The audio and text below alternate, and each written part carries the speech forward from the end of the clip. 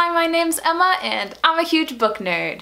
You're my library, always open for business, but you never show it. You're just sitting with it, but I know the score, and you're killing it. First of all, just got my hair cut and very happy about it. I love a bob.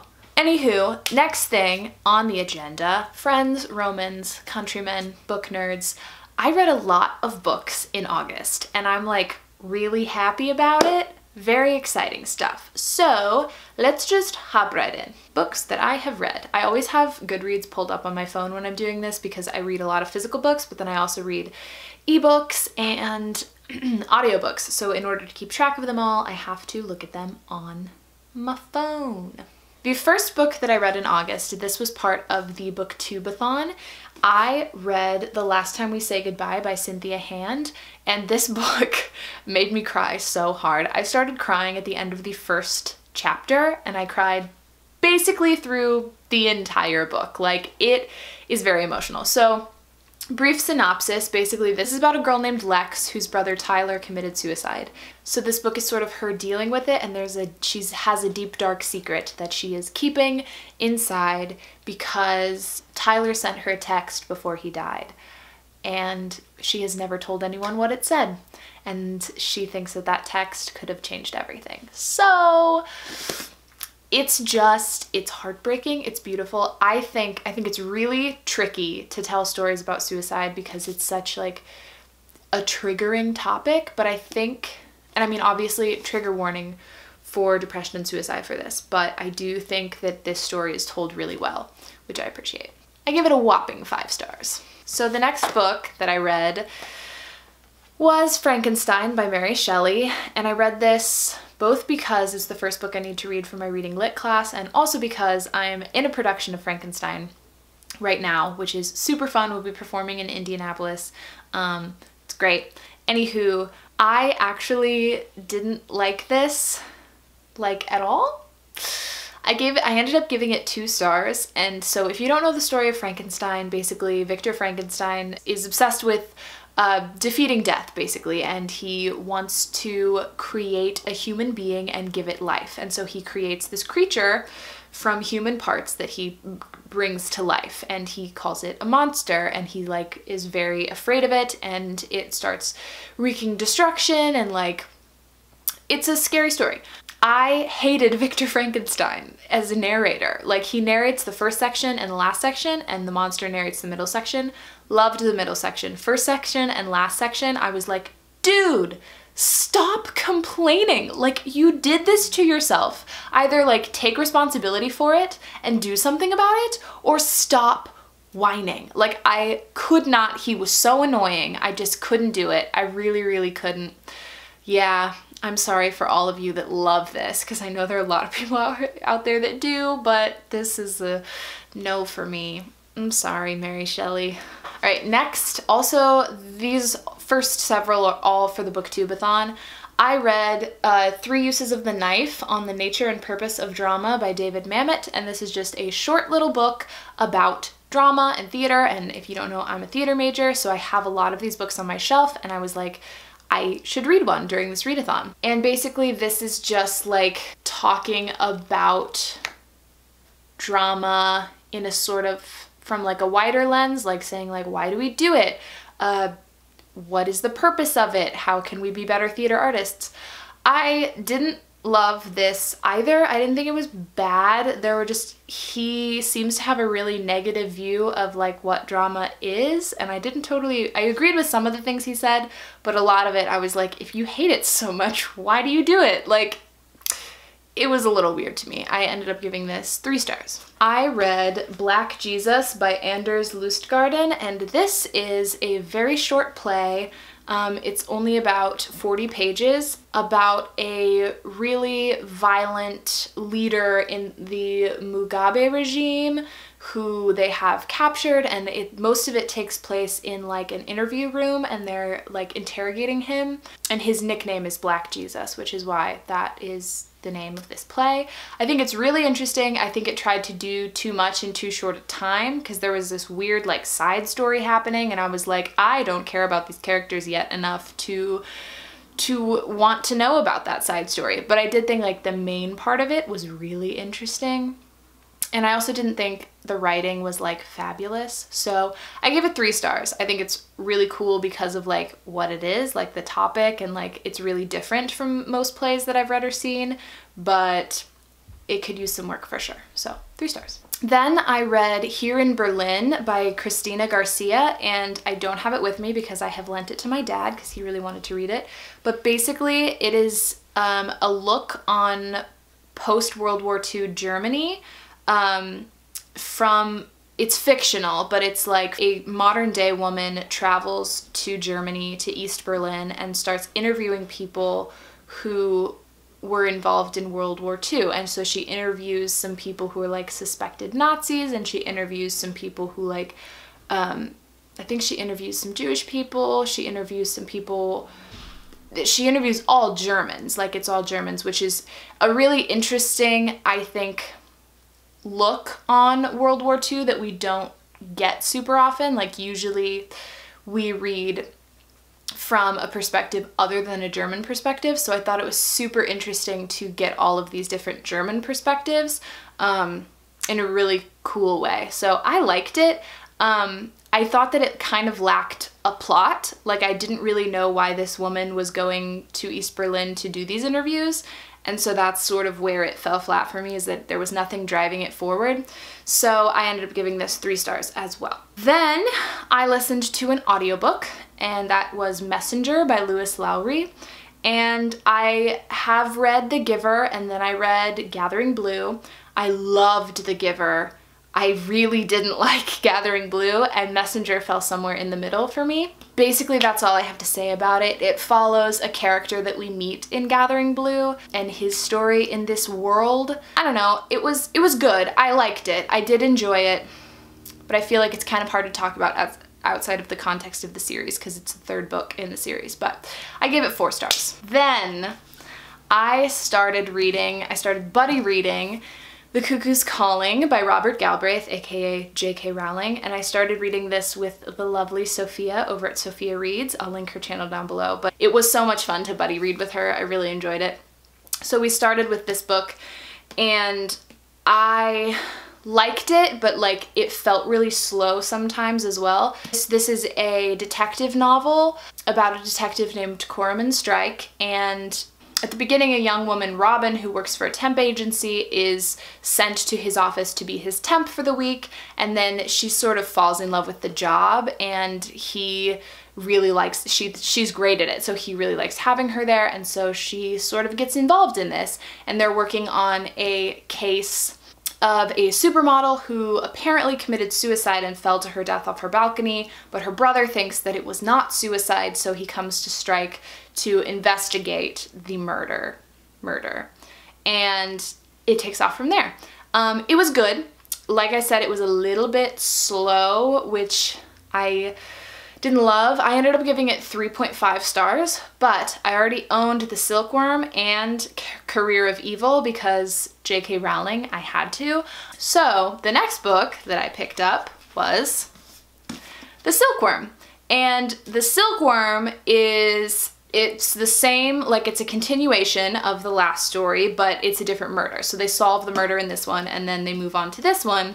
A writer goes missing, and then they discover that he has been murdered, and then they have to figure out, they have to solve the case, you know? It's pretty straightforward. But this one was so much better. Like the pace just took off, and like I was super in it. Like with this one, I really, really enjoyed it. Gave it 4 stars, loved it.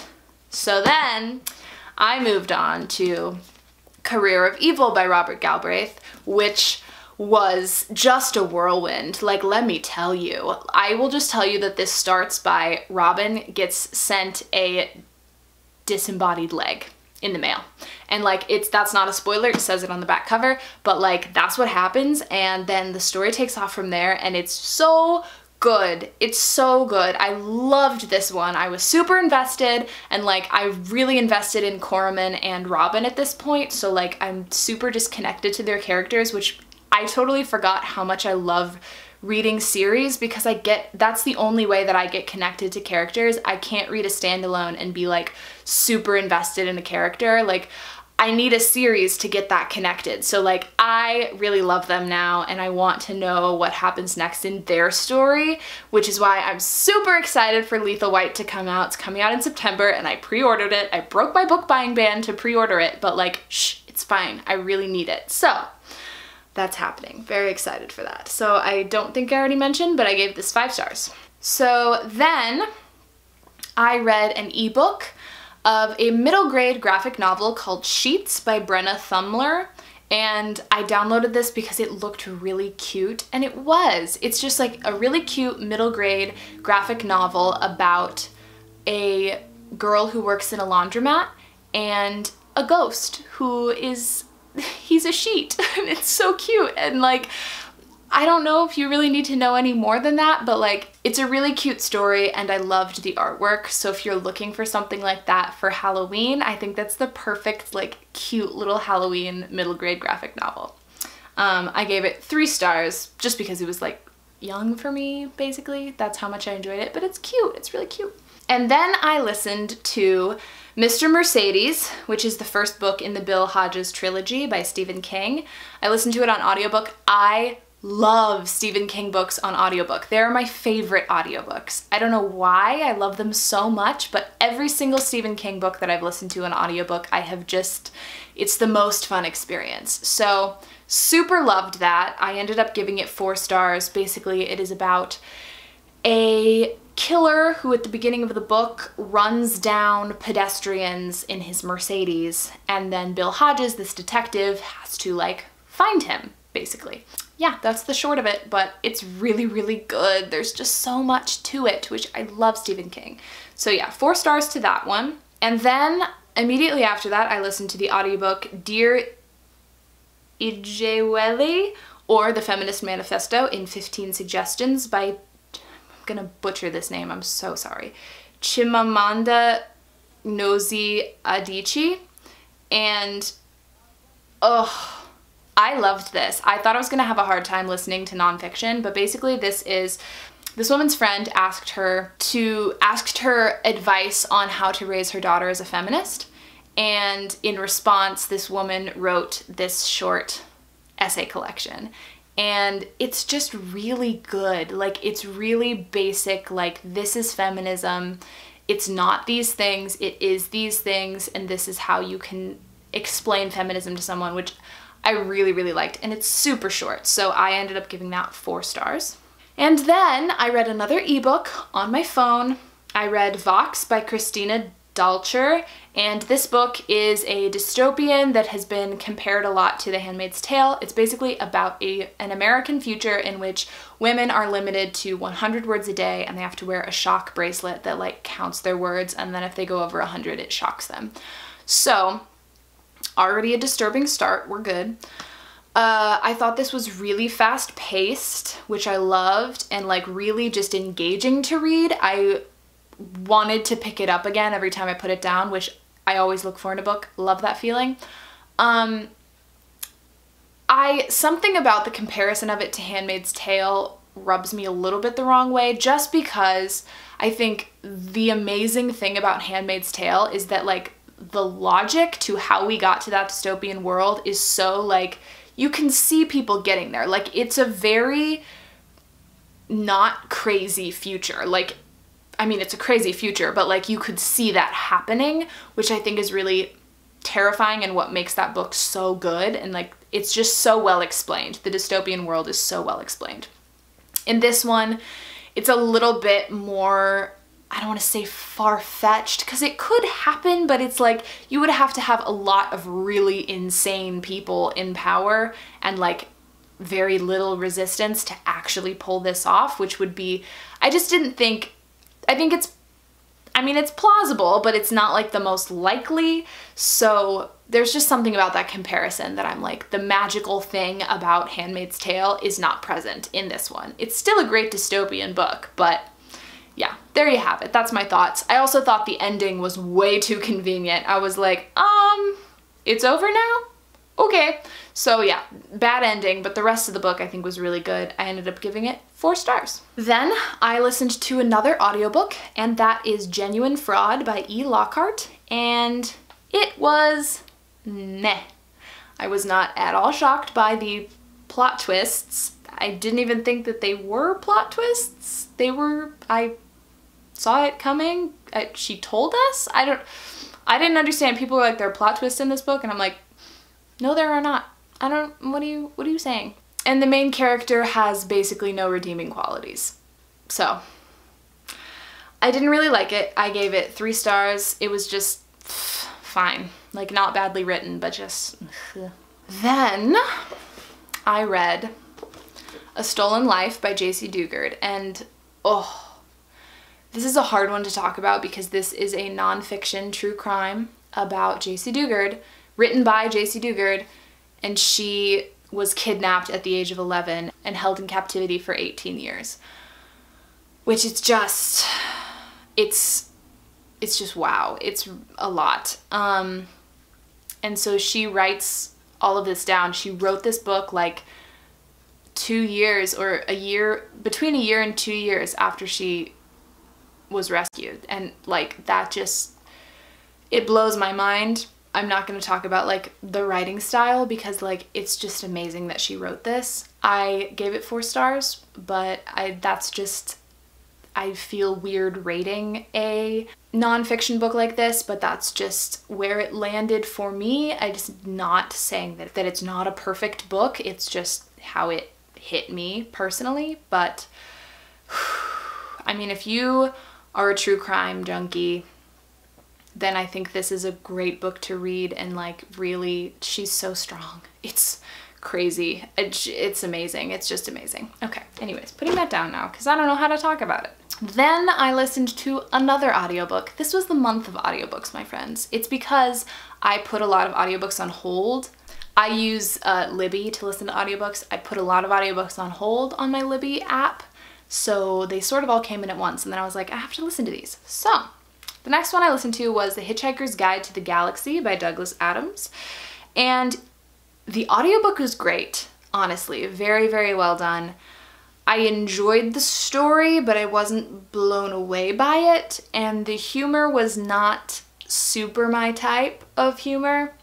Though some parts of it I did think were quite funny, but it wasn't mind-blowing for me, and I think this is like, it's a cult classic. Like, people love this book, and for me it was just kind of like, okay.